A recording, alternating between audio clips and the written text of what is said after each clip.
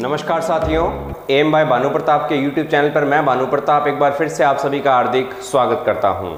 तो आज की इस वीडियो के अंदर हम अध्ययन करेंगे हमारे पिछले टॉपिक से जुड़े हुए टॉपिक का, जिसका नाम है समांतर संबंधन। इससे पहले की वीडियो में हमने एक टॉपिक शुरू किया था श्रेणी, समांतर और मिश्रित क्रम के अंदर प्रतिरोधकों का संयोजन या उनकी गणनाएं करना। श्रेणी का अध्ययन पिछली वीडियो के अंदर कर लिया था। इस वीडियो के अंदर हम अध्ययन करेंगे समांतर परिपथों का। तो किस प्रकार समांतर परिपथ के अंदर रेजिस्टेंस जुड़ते हैं, कैसे उनका कुल मान निकाला जाता है, कैसे धारा की गणना, कैसे वोल्टेज की गणना, किस प्रकार प्रतिरोध की गणना की जा सकती है, तो ये सभी हम इस वीडियो के अंदर पढ़ेंगे। तो वीडियो शुरू करने से पहले एक बात मैं आपको और बता देना चाहता हूं। कल दिनांक 21/8/2021 शाम 7 बजे आपके इलेक्ट्रिशियन ट्रेड थ्योरी के तीसरे टेस्ट यानी कि थर्ड टेस्ट का आयोजन किया गया है। इस टेस्ट में केवल वही विद्यार्थी पार्टिसिपेट कर पाएंगे जिन्होंने टीचमेंट क्लासरूम के अंदर अपनी फीस पूरी जमा करवा दी है। अन्य कोई भी विद्यार्थी इस टेस्ट को देने में समर्थ नहीं होगा। यदि आप सभी जुड़ना चाहते हो, इस टेस्ट सीरीज को ज्वाइन करना चाहते हो, तो आज शुक्रवार दिनांक 20/8/2021 शाम 6 बजे तक टीचमेंट क्लासरूम में ज्वाइन हो जाइए और अपनी निर्धारित फीस देकर आप जुड़ सकते हो और उस टेस्ट को दे सकते हो भी। जो विद्यार्थी नए हैं, पहली बार वीडियो देख रहे हैं, तो उनसे भी अनुरोध है, यदि वो टेस्ट सीरीज को ज्वाइन करना चाहते हैं तो आज शाम 6 बजे तक क्लासरूम आईडी जो मैं डिस्क्रिप्शन में डाल दूंगा, उस पर जाकर आप टीचमेंट ऐप से जुड़ सकते हो और टेस्ट सीरीज को ज्वाइन कर सकते हो।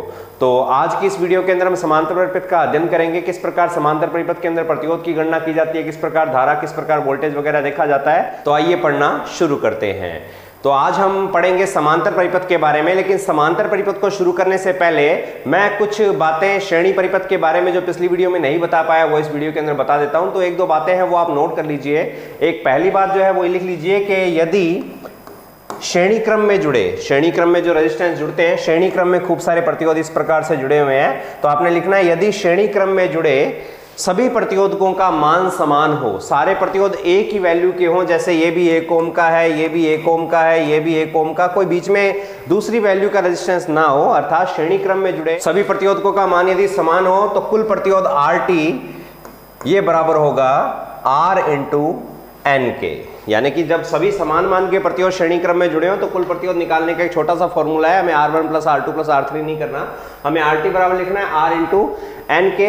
यहां पर R क्या चीज है, तो R है एक प्रतिरोध का मान, R है एक प्रतिरोध का मान, जो एक प्रतिरोध है कोई भी उसका मान ले लो, और N है प्रतिरोधकों की संख्या, N है प्रतिरोधकों की संख्या। तो इस प्रकार से आप ज्ञात कर सकते हो। कब ये छोटा सा सूत्र लगा सकते हो, मान लेते क्वेश्चन आ गया कि जी 5 ओम के 100 प्रतिरोध है, 5 ओम के कितने हैं, 100 प्रतिरोध जुड़े हैं। अब 5 + 5 + 5 100 बार लिखने से अच्छा है हम इस छोटे से सूत्र का इस्तेमाल करके अपना उत्तर दे देंगे। तो ये एक महत्वपूर्ण बात होगी श्रेणी परिपथ के बारे में। अब एक दूसरी बात है, हमने प्रतिरोध के बारे में तो पढ़ा श्रेणी के, लेकिन हमने चालकता की चर्चा नहीं की है। तो लिख लीजिए नंबर 2 जो पॉइंट है कि श्रेणी परिपथों की कुल चालकता, श्रेणी परिपथों की कुल चालकता परिपथ में विद्यमान सबसे न्यूनतम चालकता वाले प्रतिरोध से भी कम होती है। तो श्रेणी परिपथों की कुल चालकता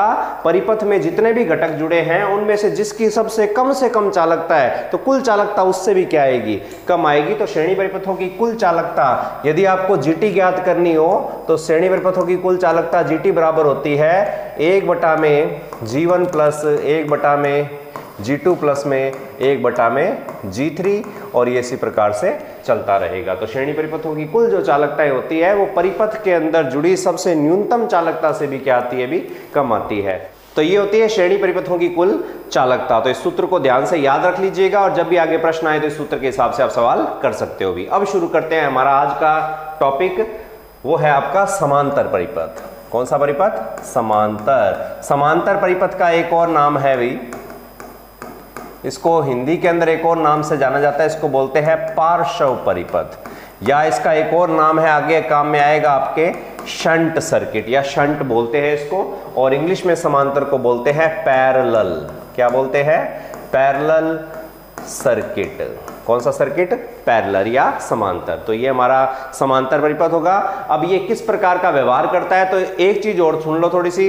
यदि आपने श्रेणी परिपथ अच्छी तरह से पढ़ लिया है, समझ लिया है, तो समांतर के गुण श्रेणी से बिल्कुल क्या है, उल्टे हैं। वो आप जब पढ़ोगे तो आपको पता लग जाएगा। हेडिंग लगा लो, क्या होता है समांतर परिपथ। तो लिखो वह परिपथ जिसमें धारा प्रवाह के अनेक मार्ग उपलब्ध हो। वह परिपथ जिसमें धारा प्रवाह के एक से ज्यादा यानी कि अनेक मार्ग उपलब्ध हो, समांतर परिपथ या पार्श्व परिपथ कहलाता है। तो समांतर परिपथ वह है जिसके अंदर धारा प्रवाह के मार्ग एक से क्या है भी, ज्यादा है। तो देख लेते हैं डायग्राम बना के भी कैसे एक से ज्यादा। तो किस परिपथ को समांतर की संज्ञा देंगे, कौन सा परिपथ समांतर कहलाएगा, तो इस डायग्राम को देखने से आपको पता लग जाएगा भी। तो देखो ध्यान से। अब ये हमारे पास एक डायग्राम है, 3 रेजिस्टेंस जुड़े हैं। यहां पर हमने कोई ईएमएफ का सोर्स लगा दिया है। मान लेते हैं ये आपका प्रतिरोधक R1 हो गया, ये R2 हो गया, ये प्रतिरोधक R3 हो गया। श्रेणी में तो क्या था, धारा के लिए रास्ता केवल एक ही था। समांतर में धारा के लिए रास्ते एक से ज्यादा हो जाएंगे। धारा यदि आपकी यहां से चलती है IT, तो वो जब यहां पहुंचेगी तो एक तो विभाजित हो जाएगी इस दिशा में, फिर यहां चली, फिर इस तरफ विभाजित होगी, फिर यहां चली और फिर इस तरफ विभाजित होगी। R1 के अंदर से जाने वाली धारा I1 होगी, ये आपकी धारा I2 हो जाएगी और ये आपकी धारा I3 हो जाएगी। कहने का मतलब है श्रेणी परिपथ में, श्रेणी परिपथ के अंदर क्या था भाई, मैंने कहा था एक चीज याद कर लो, दूसरा उसका विलोम है। श्रेणी परिपथ के अंदर धारा की दिशा, धारा के लिए जो प्रवाह का मार्ग था वो क्या था, एक ही था। तो धारा के लिए एक ही रास्ता था, धारा एक ही रास्ते के अंदर से गुजर रही थी, धारा के मान में कोई परिवर्तन नहीं हो रहे थे। लेकिन यहां पर क्या चीज है, यहां पर अलग अलग मान के प्रतिरोध है, इस प्रकार जुड़े हैं सप्लाई के साथ के धारा के रास्ते एक से क्या आगे भी ज्यादा। और जब एक से ज्यादा रास्ते हैं तो किस रास्ते पर कितनी धारा जा रही है, ये डिवाइड हो जाती है भी।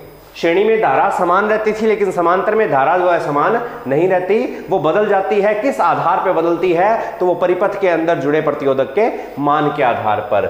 इस प्रतिरोध का मान कितना है, इस प्रतिरोध का मान और इस प्रतिरोध का मान कितना है, वही बताएंगे कि धारा पर क्या प्रभाव पड़ेगा या धारा के मान क्या रहेंगे। तो ये था आपका समांतर परिपथ के बारे में, उसकी परिभाषा, उसकी डेफिनेशन लिख ली। अब क्या बात आती है, समांतर से संबंधित महत्वपूर्ण जो बातें हैं उनकी थोड़ी चर्चा कर लेते हैं अभी। तो समांतर परिपथ के अंदर जो सबसे महत्वपूर्ण बात आती है, महत्वपूर्ण बात में सबसे पहले की यदि बात की जाए तो हेडिंग लगा लेना कि समांतर परिपथों से संबंधित महत्वपूर्ण तथ्य। एक हेडिंग लगा लो, समांतर परिपथों से संबंधित महत्वपूर्ण तथ्य।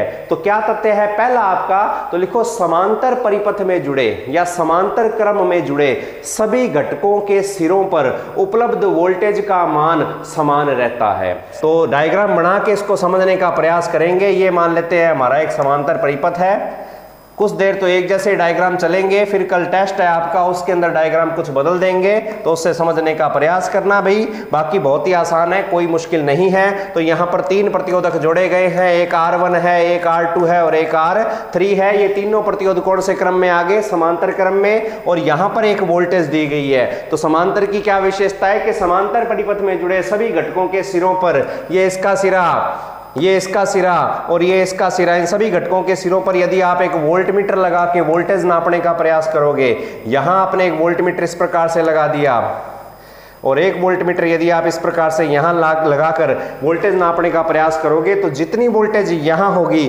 बाकी जगह भी वही वोल्टेज उपलब्ध रहेगी। अर्थात समांतर परिपथ में जुड़े प्रत्येक घटक के सिरों पर वोल्टेज का मान क्या रहता है, समान रहता है। यदि यहां पर वोल्टेज का मान 100 वोल्ट है तो इस वोल्टमीटर की रीडिंग भी 100 वोल्ट ही दिखाएगा, ये वोल्टमीटर भी 100 वोल्ट दिखाएगा और ये वोल्टमीटर भी 100 वोल्ट। जबकि श्रेणी में ऐसा नहीं था, श्रेणी में वोल्टेज डिवाइड हो गई थी प्रतिरोधकों के सिरों पर। जितना प्रतिरोध का मान था उसके अनुसार प्रतिरोधकों ने अपनी अपनी वोल्टेज ड्रॉप की थी और प्रतिरोधकों ने वोल्टेज ड्रॉप की तो सभी ड्रॉपेज का मान जो अलग अलग निकल के आया वो अलग अलग निकल के आया। तो बिल्कुल उल्टा हो गया किसका, समांतर का। समांतर में वोल्टेज समान रहती है जबकि श्रेणी में धारा समान रहती है। प्रतिरोध तो नियतांक है जी, वो तो श्रेणी में भी नियत रहेगा और समांतर में भी नियत रहेगा। तो ये महत्वपूर्ण बात थी। एक चीज और देख लेना, श्रेणी समांतर या कोई परिपथ पढ़े, हमें ओम का नियम ही देखना है, हमें V I और R ही ज्ञात करना है। भी मेन VIR है, आगे पावर भी आएगी तब उसको भी अध्ययन कर लेंगे। तो हमने सबसे पहला आंकड़ा V का अध्ययन कर लिया। अब नेक्स्ट देखते हैं I। श्रेणी परिपथों में धारा क्या रहती है, तो समांतर परिपथ में धारा क्या रहती है। तो लिखो समांतर परिपथ में नंबर 2 पॉइंट आपको लिखना है महत्वपूर्ण तथ्य में। समांतर परिपथ के अंदर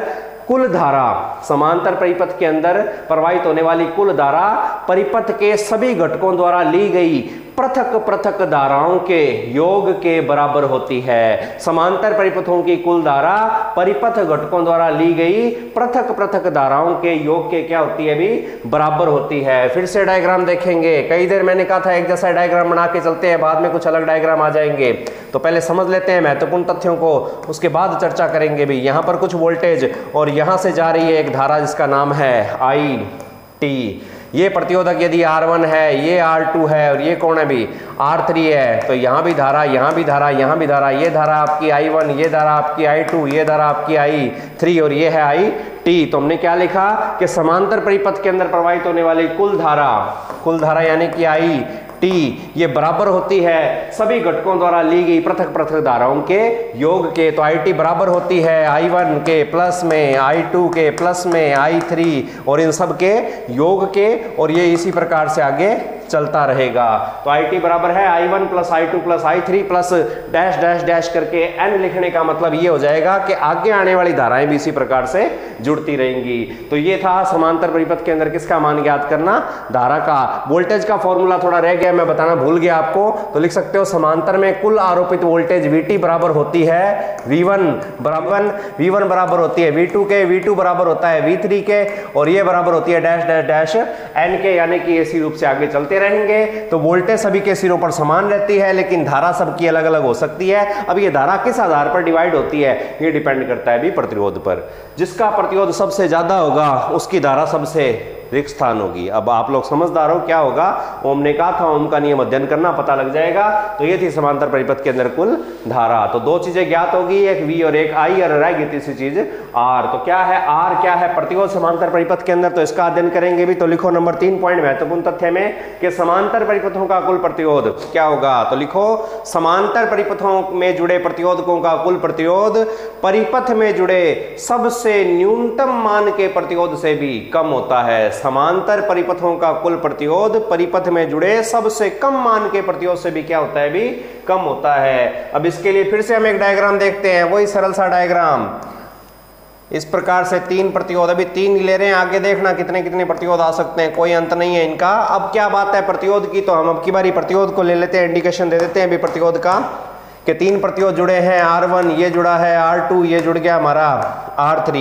तो क्या लिखा आपने कि समांतर परिपथों का कुल प्रतिरोध जो है, जो RT है, वो परिपथ में जुड़े सबसे न्यूनतम मान के प्रतिरोध से भी कम होता है। तो ये R1 बराबर है यदि 1 ओम के, ये R2 बराबर है यदि 2 ओम के, ये R3 बराबर है यदि 3 ओम के, तो RT क्या होगा, तो RT सबसे कम मान के प्रतिरोध से, सबसे कम मान का कौन है, 1 ओम से, तो हमारा RT 1 ओम से भी क्या आएगा भी, कम आएगा भी। अब 2 निशानों से आपका परिचय करवा देता हूं एक बारी, ताकि आगे भविष्य में जब मैं उनको यूज करूं तो आपको कोई तकलीफ ना हो। 2 चिन्ह है भी, एक तो है ये, एक तो इस प्रकार से है, और एक है ये, ठीक है ना। इस चिन्ह को बोलते हैं ग्रेटर देन, क्या बोलते हैं, ग्रेटर देन, और ये चिन्ह कहलाता है लेस देन। ये है ग्रेटर देन, ग्रेटर, और ये है लेस।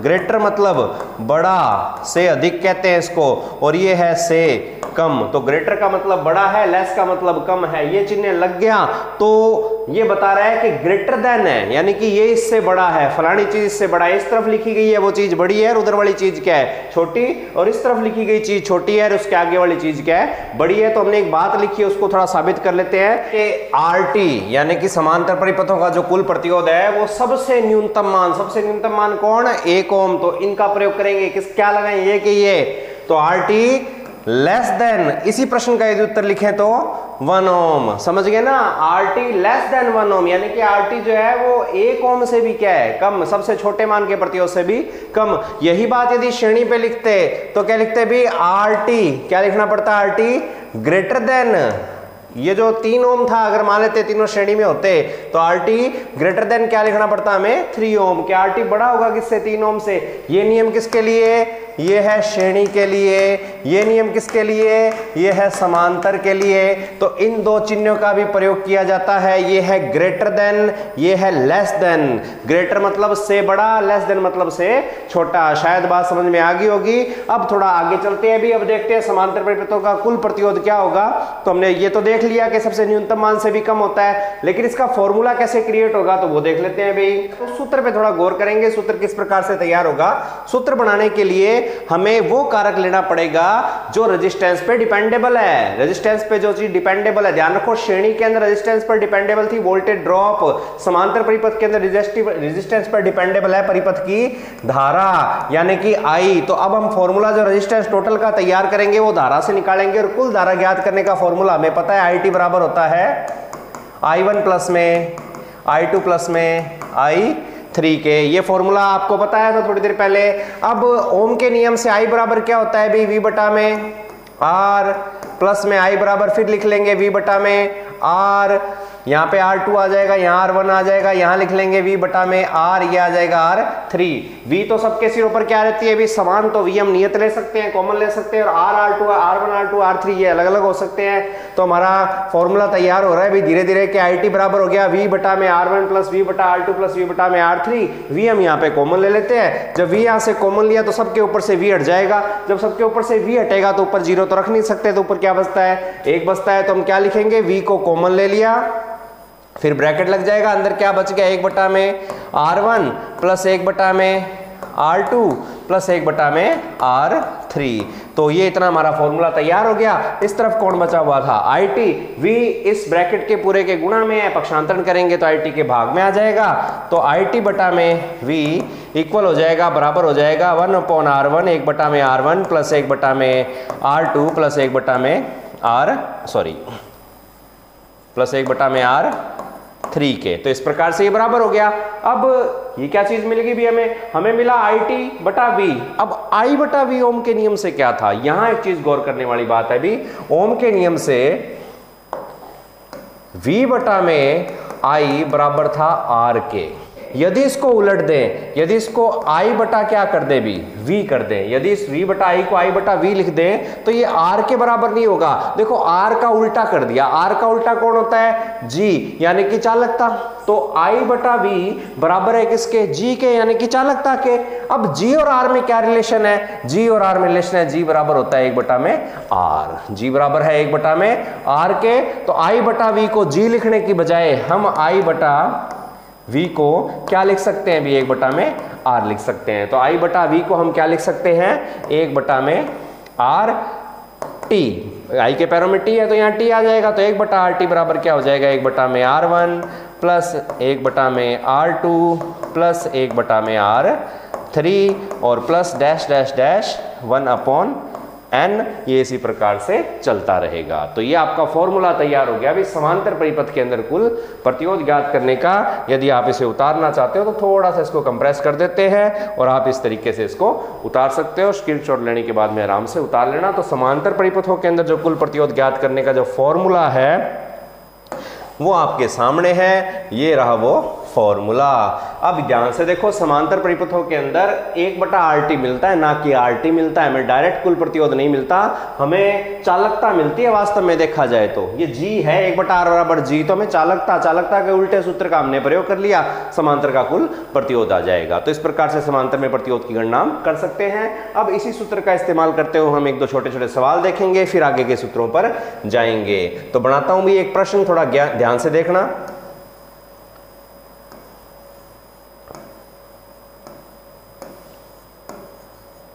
वही जो चलता आ रहा है वही लेंगे। 3 प्रतिरोध हैं भी, समांतर क्रम में जुड़े हैं, इनकी वैल्यू ले लेते हैं। ये मान लेते हैं 2 ओम का है, ये 4 ओम का है, ये 8 ओम का है। बहुत आसान सा सवाल है। अब आपको इस प्रश्न में क्या बताना है, आपने RT बताना है। तो देखते हैं कैसे निकलेगा RT।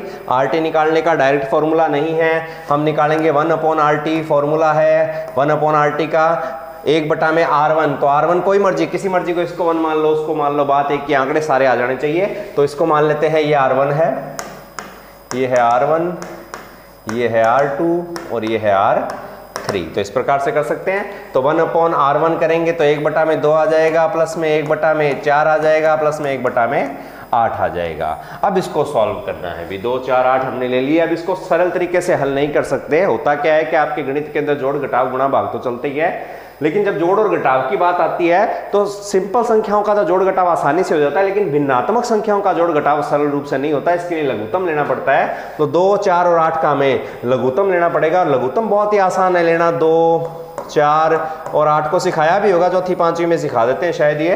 तो इसको 2 का भाग लगाएंगे, जहां तक जाता जाएगा तब तक हमें हल करना है। इस तरफ के आंकड़े जो प्राप्त हो रहेंगे उनको आपस में गुणा करके लघुत्तम प्राप्त हो जाएगा। 2 का 2 में भाग लगाया 1 पे गया, 2 का 4 में 2 पे, 8 पे लगाया तो 4 में, फिर 2 से देखो, फिर 1, फिर ये 1 पे गया, फिर ये 2 पे गया, फिर 2 आ गया, तो यहाँ पर 1, 1 और 1 लास्ट में। जब यहाँ 1, 1, 1 प्राप्त हो जाए तो इधर वाली संख्याओं को गुणा कर लो। 2 एकम 2, 2 दूनी 4, 4 दूनी 8, तो हमारा लघुत्तम कितना आ गया अभी 8। अब 2 में 8 का भाग लगाएंगे, कितने पे गया 4 पर, 4 का 1 से गुणा किया, क्या आ गया 4 ही आ गया। प्लस में 4 का भाग 8 में लगाया, 2 पे गया, 2 का 1 से गुणा किया, कितना आया 2 आ गया। 8 का भाग 8 में कितने पे गया 1 पे गया, तो हमें क्या प्राप्त हो गया 4, 2, 6, 1, 7/8। तो हमें इसका जो उत्तर प्राप्त हुआ वो 7/8 प्राप्त हुआ, लेकिन 7/8 आपके ऑप्शन में हो ये जरूरी नहीं है, इसको हम आगे हल करेंगे। अब क्या मिला है हमें, ध्यान से देखना भी, हमें मिला है 7/8, हमें मिला है 1/RT, 1/RT मिला 7/8। अब RT ज्ञात करना है, हमें 1/RT नहीं चाहिए, तो इसका क्रॉस मल्टीप्लेक्शन यानी कि वज्र गुणा हो जाएगा। तो RT का गुणा होगा किससे भी 7 से, और इधर 8 का गुणा 1 से हुआ तो 8 रह गया। क्या ज्ञात करना है भी RT, तो RT बराबर हो जाएगा 8/7। 8 में 7 का भाग लगाओगे तो आपका 1 पॉइंट समथिंग कुछ उत्तर आ जाएगा। इस प्रकार से आपका कुल प्रतिरोध पता लग जाएगा। हमारा प्रतिरोध 1 ओम के आसपास आया है लगभग। तो इस डायग्राम को यदि ध्यान से देखेंगे तो हमारा सबसे न्यूनतम मान का प्रतिरोध कितने ओम का था, हमारा सबसे न्यूनतम मान का प्रतिरोध था वो 2 ओम का था। और हमारा उत्तर कितना आया अभी, हमारा उत्तर आ रहा है 1 पॉइंट समथिंग उत्तर आ रहा है, यानी कि हम अपनी जगह पर सही हैं। समांतर का नियम यही कहता है प्रतिरोध सबसे न्यूनतम मान के प्रतिरोध से भी कम होता है। तो इस प्रकार से आप कुल प्रतिरोध की गणना आसानी से कर सकते हो। अब हम आगे चलते हैं और कुछ और सरल सूत्रों का प्रयोग करना आपको बताता हूं, जिससे आपको समांतर संबंधित गणनाओं को करने में आसानी रहेगी। तो नंबर 1 लिख लो और हेडिंग लगा लो कि मुख्य सूत्र लिख सकते हो आप। और पहला जो सूत्र है वो कब काम में आएगा तो उसके बारे में लिखो कि समांतर क्रम में यदि केवल 2 प्रतिरोध जुड़े हों, समांतर क्रम में यदि केवल कितने 2 प्रतिरोध जुड़े हों तो कुल प्रतिरोध RT, जब कितने 2 जुड़े हों तो कुल प्रतिरोध ज्ञात करना है हमें RT, वो बराबर हो जाएगा आपका एक सरल सा फॉर्मूला है R1 इंटू R2 बटा में R1 प्लस R2। समझ गए, समांतर क्रम में जब केवल कितने प्रतिरोध जुड़े हैं 2, तो ये फॉर्मूला कब लागू होगा जब आपके प्रतिरोध हैं कितने जुड़े हुए केवल 2 प्रतिरोध इस प्रकार से जुड़े हैं तो आपका ये फॉर्मूला लागू हो जाएगा आसानी से। कोई आपको लघुत्तम लेने की जरूरत नहीं है, नॉर्मली तरीके से आपका ये हल हो जाएगा। तो RT बराबर R1 प्लस में R2 बटा में R1, सॉरी ऊपर आएगा R1 इंटू R2 बटा में R1 प्लस R2 से। अब नंबर 2 आप उतार सकते हो कि यदि समांतर क्रम में 2 नहीं है, अब की बारी कितने जुड़े हैं 3, अप्रोक्सीमेट सवालों में 3 ही आते हैं, छोटे मोटे सवाल आते हैं आपके मुश्किल नहीं आते। 3 प्रतिरोध जुड़े हों तो कुल प्रतिरोध RT ज्ञात करने का जो फॉर्मूला रहेगा वो भी बहुत आसान है, वो होगा आपका R1 into R2 into R3 बटा में R1 प्लस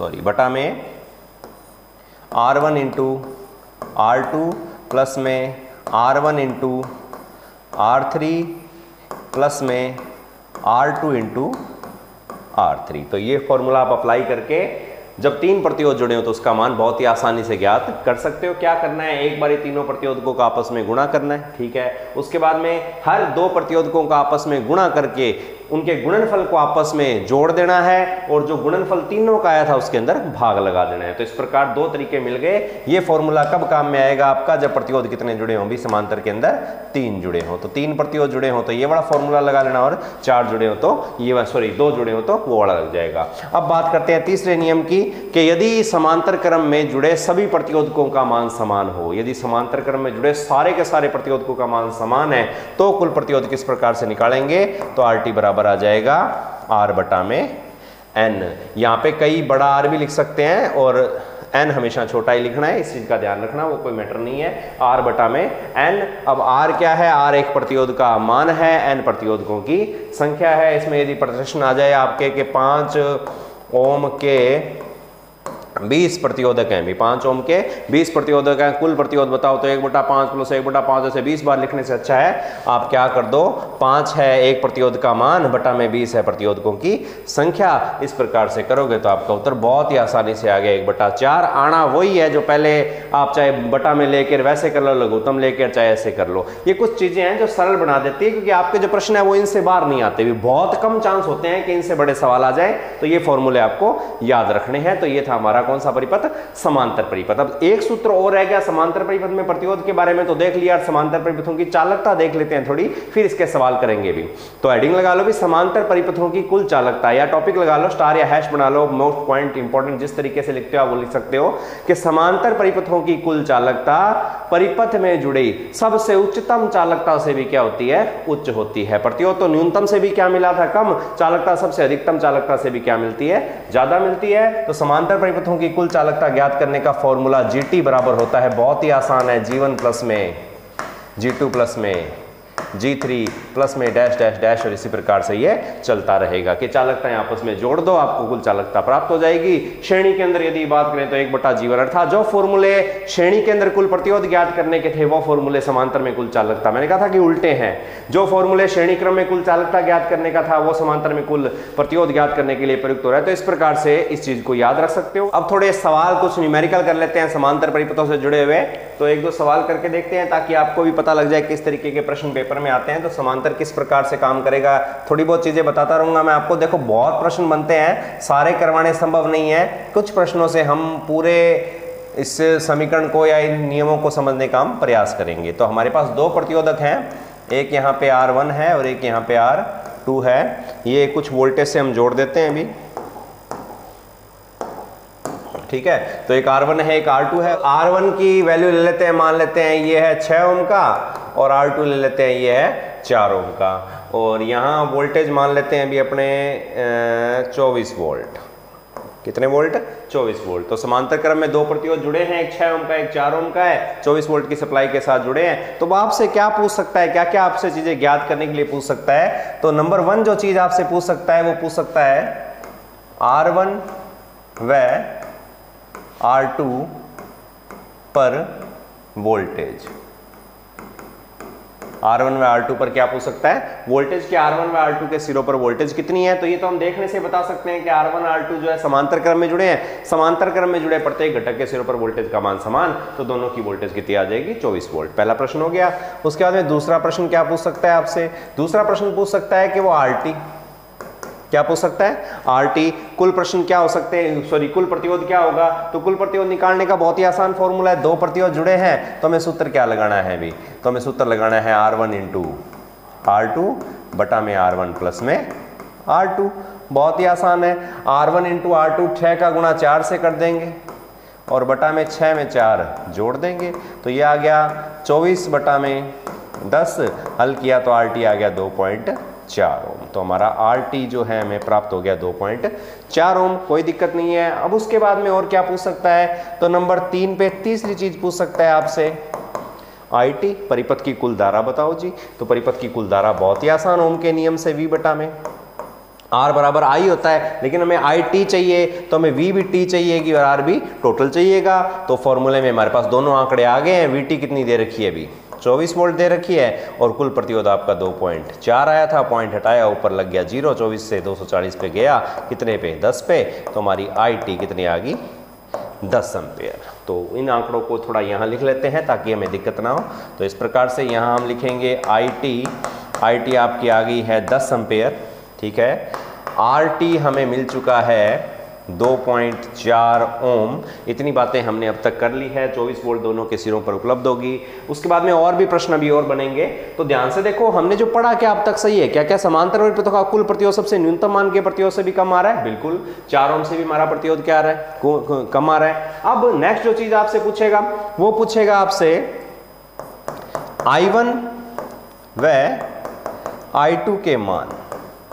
ये आपकी हो जाएगी चौथी चीज भी। 3 तो वो रही, ये चौथी चीज है I1 और I2 के मान। अब I1 कितना है और I2 कितना है तो इसको निकाल सकते हैं बहुत ही आसानी से। टोटल एम्पेयर कितने थे 10, अब ये 10 एम्पेयर इन 2 शाखाओं में डिवाइड हो गई भी। एक तो धारा यहाँ जा रही है और एक इस शाखा इस तरफ जा रही है, तो ये तो थी आपकी I1 और ये थी आपकी I2। तो I1 व I2 की वैल्यू बहुत आसानी से ज्ञात कर सकते हैं। सबसे पहले I1 ज्ञात करते हैं, ओम के नियम से I बराबर V बटा में R, तो V तो समान ही है तो V बटा में R1 कर लेंगे। V कितना है भी आपका 24 बटा में R1 की वैल्यू कितनी है 6, तो 6 का भाग 24 में लगाएंगे तो कितना भी जाएगा 4 एम्पेयर।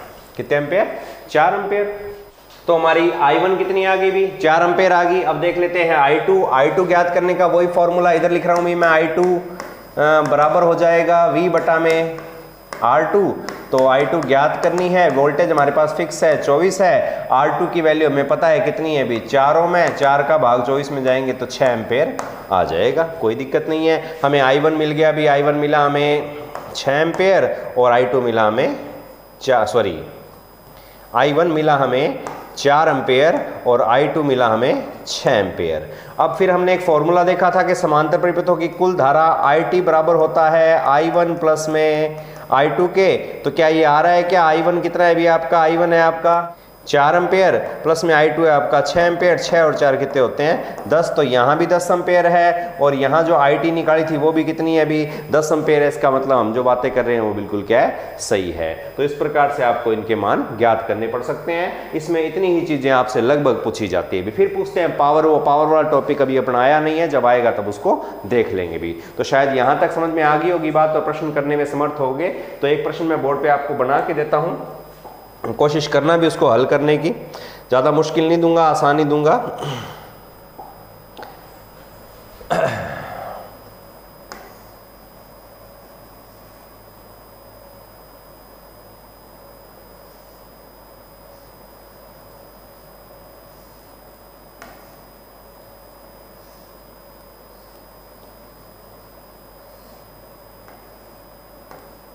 घबराना मत भी, कुछ नहीं है, बस डिज़ाइन अलग है। ये डिज़ाइन सिर्फ दिमाग का खेल होता है, कैसे मर्जी डिज़ाइन आ सकते हैं, घबराना नहीं है। बस आपने देखना है कि सप्लाई के आर पार जुड़े हैं कि नहीं जुड़े। तो कितने प्रतिरोध है भाई 3 प्रतिरोध हैं। ये आपका हो गया R1, ये हो गया आपका R2, ये हो गया आपका R3 और यहाँ पर एक वोल्टेज मान लेते हैं 40 वोल्ट।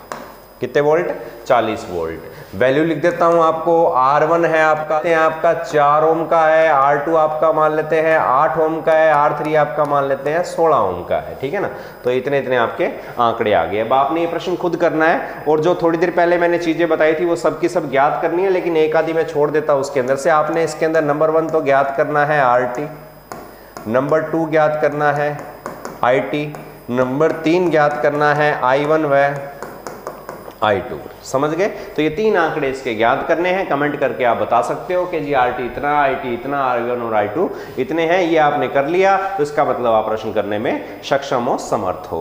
तो यहाँ कुछ प्रश्न हमने देखे समांतर परिपथ के, आगे आएंगे टॉपिक तो उनके अंदर और भी प्रश्न देखते रहेंगे। कल टेस्ट में भी कुछ प्रश्न मैं समांतर श्रेणी के दूंगा। मिश्रित परिपथ के प्रश्न आपके पेपर में लगभग ज्यादा आते हैं, तो मिश्रित के भी प्रश्न आपके टेस्ट में आ सकते हैं। तैयारी रखिएगा। टेस्ट आपका कल शाम को राइट 7 बजे समाप्त शुरू हो जाएगा और 7:15 बजे से पहले आपने वो टेस्ट को ओपन कर लेना है भी। जैसे टेस्ट ओपन करोगे आपके पास टाइम शुरू हो जाएगा 45 मिनट का। कई बच्चों की शिकायत है जी 45 मिनट टाइम बहुत कम है, तो एक बात मैं पहले ही आपको बता देता हूं, क्वेश्चन भी बहुत कम है। 50 ही क्वेश्चन दिए हैं। लगभग ओरिजिनल पेपर के अंदर भी एक प्रश्न को करने के लिए आपको 40 या 45 सेकंड ही मिलते हैं। मैंने उससे कुछ ज्यादा ही दिए हैं, ध्यान रखना। अब ये 40-45 सेकंड में आपकी प्रैक्टिस, देखो ये सीरीज जो टेस्ट आपने ज्वाइन की है ये अपनी काबिलियत को सुधारने के लिए की है। अगर इसी टेस्ट को करने के लिए मैं कह दूं जी 2 घंटे में करने हैं तो आराम से कॉपियां निकालोगे, ठीक है ना, पन्ने भर भर कर दोगे, रैंकिंग में टॉप आ जाओगे। ठाए गुरुजी नामी टेस्ट भी रखा, अभी मैं आपा टॉप कर ही जाऊंगा, ऐसा नहीं होगा। भी आपको एक निश्चित समय के दायरे में रहकर ये काम करना पड़ेगा, ठीक है ना। तो अपने आप को सुधारो, बेईमानी के रास्ते पे हमें नहीं चलना, ईमानदारी से चीजों को सीखना है। प्रश्न में न्यूमेरिकल भी आएंगे टेस्ट के अंदर, नॉर्मल क्वेश्चन भी आएंगे। बहुत क्वेश्चन आसान होंगे जो 5 सेकंड में आप उत्तर दे दोगे। कुछ क्वेश्चन आएंगे जिनको करने में 2-3-5 मिनट का समय भी लग सकता है। वो समय निकालने के लिए आपको सरल प्रश्नों को और भी जल्दी करना पड़ेगा। तो इतना मुश्किल नहीं है पेपर के टाइम बढ़ाने की आवश्यकता पड़े, लेकिन हाँ अगर पेपर मेरे को लगा कि मैंने ज्यादा मुश्किल बना दिया तो मैं जरूर टाइम बढ़ा के दूंगा आपको। फिलहाल इस टेस्ट का टाइम केवल 45 मिनट ही रहेगा। 45 मिनट में 50 क्वेश्चन आपको करने ही पड़ेंगे। आपका वक्त, टाइम मैनेजमेंट जिसे हम कहते हैं, ठीक है ना, वो मैं आपको सिखा दूंगा साथ साथ में। थ्योरी तो आपको आती है, बहुत आती है, ठीक है ना, टेस्ट में नंबर देखते हैं आपने कितने आते हैं। सबसे बड़ा है समय का आपका मैनेजमेंट करना, टाइम को किस प्रकार से आप मैनेज करते हो, कितने समय में प्रश्न करते हो, ये ज़्यादा जरूरी है अभी, तो देखेंगे।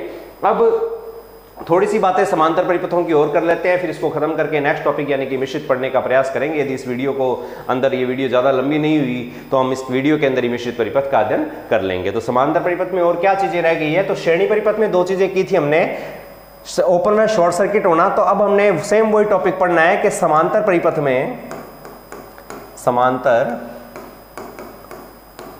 परिपथ में दो अवस्थाएं जो क्रिटिकल हैं, ओपन व शॉर्ट सर्किट होना।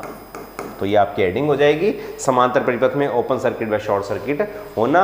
और इसमें से नंबर 1 लगा लो, समांतर में ओपन सर्किट होना। समांतर के अंदर किसका अध्ययन करेंगे, ओपन सर्किट का। श्रेणी में भी अध्ययन किया था, समांतर में भी करना बहुत जरूरी है। इसके प्रश्न आते हैं, डायरेक्ट नहीं आते, कुछ घुमावदार आते हैं। बस वो घुमावदार को कब सुलझा पाओगे आप, खुद ही घूम गए तो प्रश्न नहीं हो पाएंगे, भी सुलझाना जरूरी है। तो समांतर में ओपन हम सबसे पहले देखेंगे, तो इसका एक डायग्राम बना लेते हैं। डायग्राम बनाने के लिए एक सरल सी युक्ति लेते हैं अभी अपने, लैंप। हम लैंप जोड़ेंगे समांतर क्रम में, इससे आसानी से समझ में आ जाता है अभी आपकी, और कोई दिक्कत नहीं है। और भी बहुत सारी युक्तियां प्रयुक्त कर सकते हैं। यहाँ पे एक वोल्टेज दे दी, तो प्रश्न क्या आएगा जी, 3 लैंप हैं, 300 भी हो सकते हैं, 3000 भी हो सकते हैं, कि 3 लैंप समांतर क्रम में जुड़े हैं और किसी कारणवश, हमें कौन से सर्किट का अध्ययन करना है, ओपन का, तो किसी कारणवश यदि 2 नंबर का लैंप ओपन हो जाए, जल जाए, इसका फिलामेंट जल गया, कुछ भी हो गया, तो क्या होगा, निम्न में से क्या होगा, या बाकियों पर क्या प्रभाव पड़ेगा, ऐसे करके काफी सारे प्रश्न आपके तैयार होते हैं। तो सबसे पहला के समांतर परिपथ में कौन सा सर्किट देख रहे हैं, ओपन सर्किट। तो समांतर में यदि कोई एक घटक ओपन हो गया, समांतर परिपथ के अंदर यदि कोई एक घटक ओपन हो जाता है, तो सबसे पहले देखो अन्य घटकों पर कोई प्रभाव नहीं पड़ता। पहली बात तो है, बाकी जो है वो बढ़िया तरीके से काम करते रहते हैं। जो ओपन हो गया वो काम नहीं करेगा। आपके घर की जो वायरिंग की है वो समांतर क्रम में, जो उपयोग अभी बताऊंगा तो और भी लिखवा दूंगा। वायरिंग के अंदर जब आपके लैंप को एक आधा फ्यूज हो जाता है, क्या पंखे कूलर वगैरह काम करना बंद कर देते हैं क्या, नहीं करते। यदि कोई एक घटक ओपन हो गया तो केवल जो ओपन है वही काम नहीं करेगा, बाकी सारे काम करते रहेंगे। अब बात करते हैं धारा की। तो परिपथ की जो कुल धारा है, IT जो है, वो इस अवस्था से पहले, ओपन सर्किट अवस्था से पहले की अपेक्षा कुछ क्या हो जाएगी, घट जाती है। भी धारा पहले से घट जाएगी, क्योंकि एक लैंप ने धारा लेना ही बंद कर दिया, ओपन हो गया, धारा का मान 0 हो गया। अगर मान लेते हैं सही थे, तब ये 1 एम्पेयर की धारा ले रहा था, ये भी 1 एम्पेयर की और ये भी 1 एम्पेयर की। जब ओपन हो गया तो इसकी धारा का मान कितने एम्पेयर हो गया, 0 एम्पेयर। 0 एम्पेयर धारा ले रहा है, तो धारा पहले 3 एम्पेयर थी, अब कितनी रहेगी, 2। तो कुल धारा पहले से कुछ घट जाती है। अब बात करें VT वोल्टेज पर प्रभाव क्या पड़ेगा, तो इस पर कोई प्रभाव नहीं पड़ता। यहाँ पे वोल्टेज यदि 10 है तो ओपन सर्किट से पहले भी 10 ही थी और ओपन सर्किट के बाद भी क्या रहेगी, 10 ही रहेगी। वोल्टेज पर कोई प्रभाव नहीं पड़ता। अब बात करते हैं कुल प्रतिरोध RT पर क्या प्रभाव पड़ता है। देख लो, सब चीजें कुछ भी पूछ सकता है, VI आती है, 3 तो मेन ही आपके। अब ये मान लेते हैं 1 ओम का था, ये 2 ओम का था, चलो ये भी 1 ही ओम का था, ये भी 1 ही ओम का था। तो पहले हमारा प्रतिरोध आ रहा था 1/3, समान मान के 3 थे, 1/3 यानी कि 0.33। ठीक है। इस बार जब एक ओपन हो गया उसका प्रतिरोध अनंत है, यहां से खुल ही गया, इसका मतलब यहां पे कुछ है ही नहीं। यहां पे जब कुछ है ही नहीं तो गणनाओं में शामिल करने की किसी को कोई जरूरत नहीं है। इस बार प्रतिरोध केवल कितने रह गए, 2। अब की बारी प्रतिरोध कितना है, 1/2 यानी कि 0.5 ओम। यानी कि प्रतिरोध पहले ओपन सर्किट से पहले तो 0.33 आ रहा था, ओपन होने के बाद 0.5, यानी कि प्रतिरोध पहले से कुछ बढ़ जाता है। अभी प्रतिरोध जो है वो पहले से कुछ बढ़ जाता है। प्रतिरोध बढ़ गया, धारा घट गई। ये नियम लागू होते हैं समांतर के अंदर। कौन सी युक्ति कार्य करेगी, कौन सी नहीं करेगी, तो जो ओपन होगी वो कार्य नहीं करेगी, बाकी सारी बढ़िया तरीके से कार्य करती रहेगी, किसी पर कोई प्रभाव नहीं पड़ेगा। तो ये था पहला, समांतर के अंदर क्या होना, ओपन सर्किट। अब देखते हैं नंबर 2, समांतर परिपथ के अंदर कौन सा सर्किट होना, शॉर्ट सर्किट। तो समांतर में शॉर्ट होने पर क्या होता है वो अब आपको पता लग जाएगा। सेम वही लैंप ले लेते हैं अभी 3। कईयों को दिक्कत है 3 लैंप की, तो वो 4 ले सकते हैं, 5 ले सकते हैं। कोई समस्या नहीं है। यहाँ पर कुछ वोल्टेज है और इस बार करना क्या है जी, समांतर में एक घटक को क्या कर देना है, शॉर्ट कर देना है। तो मान लेते हैं कि ये वाला लैंप चलो शॉर्ट हो गया हमारा, एक मोटी तार आई किसी वजह से, कोई भी XYZ कारण हो सकते हैं शॉर्ट सर्किट के, और यहाँ से ये शॉर्ट हो गया। अब जब शॉर्ट हो गया अब क्या घटित होगा तो वो देखना पड़ेगा। तो लिख लेना समांतर क्रम में शॉर्ट सर्किट होना, और क्या लिखोगे कि समांतर में शॉर्ट सर्किट होने पर, समांतर में शॉर्ट सर्किट होने पर परिपथ की कोई भी युक्ति कार्य नहीं करती, परिपथ की कोई भी युक्ति कार्य नहीं करती, सुरक्षा युक्तियों को छोड़कर। किसको छोड़कर? सुरक्षा युक्तियों को। यदि यहां पर आपने कोई फ्यूज लगा रखा है इस प्रकार से, जो कि लगता है, तो ये फ्यूज शॉर्ट सर्किट कंडीशन के अंदर क्या हो जाएगा भी, यहां से उड़ जाएगा, ये फ्यूज यहां से उड़ जाएगा और परिपथ की अवस्था शॉर्ट से बदल जाएगी ओपन में। अब मैंने एक बात बोली है, कईयों को डाउट होगा, मैंने कहा कि समांतर में शॉर्ट सर्किट होने पर कोई भी युक्ति कार्य नहीं करती। आपने कहा होगा जी हमारे शॉर्ट सर्किट हुआ था लेकिन हमारी तो युक्तियां काम कर रही थी। गौर करना कितनी देर तक शॉर्ट सर्किट हुआ था, और जब शॉर्ट सर्किट हुआ तो युक्तियों पर प्रभाव क्या पड़ा। यदि आप शॉर्ट सर्किट के दौरान लैंप को देखते हो तो एकदम धीमे प्रकाशित हो जाते हैं, पंखे जो चल रहे हैं, मोटरें जो चल रही है, उनकी स्पीड क्या हो जाती है, अभी कम हो जाती है। यही होता है कि नहीं होता? अगर ये शॉर्ट सर्किट लंबे समय तक बरकरार रहे तो ध्यान रखना, लैंपों का धीमे होना अर्थात उनका क्या प्रदर्शित करना, बंद होने की और अग्रसर प्रदर्शित करता है। पंखे का, कूलर, मोटरों का, सबका धीरे चलना मतलब वो बंद होने की कगार पे है। लंबे समय तक शॉर्ट सर्किट अवस्था विद्यमान नहीं रह सकती, क्योंकि शॉर्ट सर्किट में जो धारा का मान है, IT का मान कहां तक चला जाता है भी, अनंत तक। धारा का मार्ग क्या होगा, ध्यान रखना, आप ध्यान से देखो इसको। यहां से धारा चली कौन भी, IT, मान लेते हैं शॉर्ट नहीं है तो धारा यहां भी जाएगी, यहां भी जाएगी और यहां भी जाएगी, और ये तो था बिना शॉर्ट सर्किट के। अब जब शॉर्ट सर्किट हो गया तो धारा यहां नहीं जाएगी, यहां नहीं जाएगी, इन दोनों में ही धारा नहीं जाएगी। अब जो धारा का रास्ता होगा वो इस लैंप में नहीं होगा, वो इस छोटे रास्ते से होकर धारा यूं निकलेगी। किसी भी युक्ति के अंदर से धारा नहीं जाएगी, एकदम से तो ये जीरो नहीं होती है देखो, लेकिन हाँ धारा को इस जगह आने में कुछ हिस्सा इन तक जा सकता है उस समय के दौरान, छोटे समय, लेकिन लंबे समय तक यदि पथ बना रहे तो लगातार धारा का प्रवाह यूं ही रहेगा। किसी भी युक्ति में से धारा प्रवाहित नहीं होगी तो कोई भी युक्ति कार्य नहीं करेगी। ये होगा समांतर के अंदर। अब परिपथ की कुल धारा अत्यधिक बढ़ जाती है, अर्थात धारा कहां तक चली जाती है भी, अनंत तक चली जाती है। उसके बाद में बात करें परिपथ का कुल प्रतिरोध RT क्या हो जाता है, तो शॉर्ट सर्किट ये जो तार है इसका रेजिस्टेंस माना जाता है 0। क्या मानते हैं, अप्रोक्सीमेट 0। 0 तो किसी भी चीज का नहीं है, लगभग 0। तो हमारा कुल प्रतिरोध क्या है, अत्यधिक कम हो जाता है, बहुत ही क्या हो जाता है, कम, और इसी कम प्रतिरोध के रास्ते से धारा अपना मार्ग पूर्ण करती है। तो ये सब कुछ होता है जब एक समांतर परिपथ के अंदर कोई भी एक युक्ति क्या हो जाए भी, शॉर्ट हो जाए, 1 2 3 कितनी भी शॉर्ट हो, अवस्थाएं यही रहेगी, धारा अत्यधिक बढ़ जाएगी और प्रतिरोध बहुत ही कम हो जाएगा। हमने चरम अवस्थाओं का अध्ययन किया था परिपथ के अंदर, पिछली वीडियो में जाके आप देख सकते हो, तब भी आपको यही बताया गया था कि धारा शॉर्ट में अनंत और रेजिस्टेंस बहुत ही कम हो जाता है। तो यहां हमने पढ़ लिया समांतर में ओपन सर्किट और समांतर में शॉर्ट सर्किट होना। अब एक छोटी सी बात लिख सकते हो, समांतर परिपथों के उपयोग। तो एक हेडिंग लगा लो, समांतर परिपथों के उपयोग क्या हैं। तो बहुत ही छोटी सी कॉमन सी बात है, आप सभी जानते हो कि समांतर परिपथ के अंदर या समांतर क्रम में जितने भी वैद्युतिक युक्तियां हैं, जितने भी उपकरण हैं, जितने भी घटक हैं, पंखे, कूलर, ट्यूबलाइट, फ्रिज, AC, ये सब परिपथ के कौन से क्रम में जोड़े जाते हैं, समांतर क्रम में। तो क्या लिखोगे आप लोग कि सभी प्रकार के वैद्युतिक उपकरणों को, सभी प्रकार के वैद्युतिक उपकरणों को परिपथ के कौन से क्रम में, समांतर क्रम में जोड़ा जाता है। बस इतनी सी बात लिखनी है, बाकी जहां जहां उपयोग आएंगे मैं आपको बताता रहूंगा। तो ये था हमारा समांतर परिपथ। आज की वीडियो में मैं आपको समांतर परिपथ ही करवाऊंगा। नेक्स्ट वीडियो के अंदर हम श्रेणी और समांतर दोनों को मिलाकर एक परिपथ का अध्ययन करेंगे, जिसे हम बोलते हैं मिश्रित परिपथ। तो आज की वीडियो के अंदर इतना ही पढ़ेंगे। अब बात कर लेते हैं हमारे टेस्ट की। मैं दोबारा याद दिला देता हूं, कल आपका टेस्ट है, शाम 7 बजे टेस्ट आपका शुरू हो जाएगा। स्टार्ट टाइम उसका 7 बजे है, एंड टाइम 8:15 बजे है। कई बच्चों को टेस्ट में स्टार्ट टाइम और एंड टाइम समझ में नहीं आया था, वो मैं थोड़ा समझा देता हूं। आपका टेस्ट जो है वो शुरू होगा भी 7 बजे भी, कितने PM पे, शाम को 7 बजे वो टेस्ट शुरू हो जाएगा, और उसका एंड टाइम, खत्म होने का टाइम है 8:15 भाई। अब 8:15 उसका खत्म होने का टाइम है। अब वो 45 मिनट कहाँ है, ये तो 1.25 घंटा हो गया। कईयों को ये लगेगा जी ये तो 75 मिनट का हो गया, लेकिन 45 मिनट इसी के बीच में है, ध्यान रखना। 7 बजे से लेके 8:15 के बीच का 45 मिनट कोई भी हो सकता है, ध्यान रखना। यदि कोई बच्चा 7 बजे टेस्ट ओपन करता है, यदि कोई 7 बजे टेस्ट ओपन करता है तो 7:15 45 मिनट पर उसका टेस्ट अपने आप ही ऑटो सबमिट हो जाएगा, 45 मिनट उसके हो जाएंगे। यदि कोई है वो 7:10 पे टेस्ट ओपन करता है, 7:10 पे उसने टेस्ट ओपन किया, तो उसका टेस्ट जो है वो ऑटो सबमिट कब होगा, वो होगा 7:55 पर। यानी कि जो भी आपका टाइम है इसके दौरान इसी के बीच के 45 मिनट आपको ऐड करने हैं, काउंट करने हैं, वो याद रखने हैं। हर कोई ऐसा भी होगा जो 8 बजे टेस्ट करना शुरू करेगा तो उसको 45 मिनट नहीं मिलेंगे, उसको केवल कितने मिनट मिलेंगे भी, उसको केवल 15 ही मिनट मिलेंगे, ध्यान रखना। तो जितनी जल्दी हो सके निर्धारित समय पर अपने ऐप खोल के टेस्ट देने का प्रयास करना, समय बचाना भी। तो टेस्ट में 50 प्रश्न होंगे, 3 प्रश्न आपके 3 नंबर का एक प्रश्न है, 1 नंबर की आपकी नेगेटिव मार्किंग रहेगी। हर टेस्ट का शेड्यूल ये रहेगा।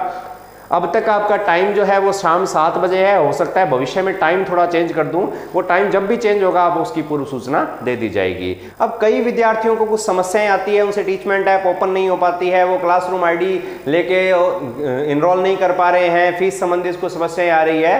तो आप लोग सभी जिनको ये दिक्कतें आ रही है वो मुझे मेरे नंबर पर व्हाट्सएप के माध्यम से बता सकते हो। नंबर मैं बोर्ड पर लिख देता हूँ, 9413289632, ये मेरा नंबर है। आप इस पे मुझे व्हाट्सएप के माध्यम से ही मैसेज करके जो भी समस्या हो आप पूछ सकते हो। कॉल मत कीजिएगा क्योंकि हो सकता है मैं आपकी कॉल उठा ना पाऊँ, क्योंकि एक साथ जब बहुत सारी कॉलें आती है तो मैं उनको रिसीव नहीं कर पाऊंगा। हाँ, आपके हर मैसेज का जवाब देने का मैं प्रयास करूंगा, आपकी समस्याओं का समाधान करने का प्रयास करूंगा। तो आज की वीडियो में बस इतना ही, मिलेंगे नेक्स्ट वीडियो में एक नए टॉपिक के साथ। तब तक के लिए नमस्कार, जय हिंद, जय भारत।